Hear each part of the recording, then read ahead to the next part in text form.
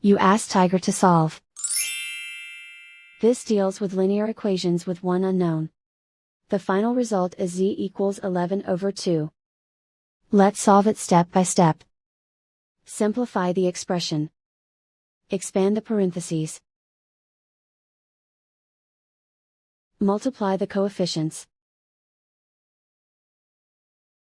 Simplify the arithmetic. Expand the parentheses. Multiply the coefficients. Simplify the arithmetic. Expand the parentheses.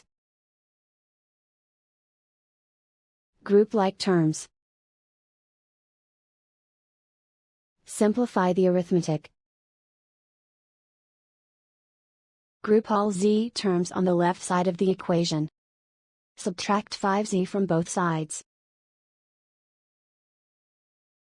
Group like terms. Simplify the arithmetic. Group like terms. Simplify the arithmetic. Group all constants on the right side of the equation. Add 13 to both sides. Simplify the arithmetic.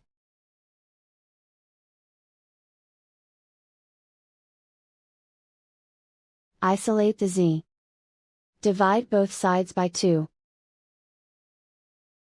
Simplify the fraction. And so the final result is z equals 11/2.